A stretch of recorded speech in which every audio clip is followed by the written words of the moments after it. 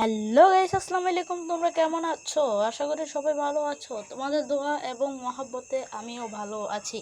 আজকে অনেক দিন পরে একটি নতুন ভিডিও নিয়ে আসছি। সবাই লাইক সাবস্ক্রাইব করে পাশে থাকো আর ভিডিওটা এনজয় করো।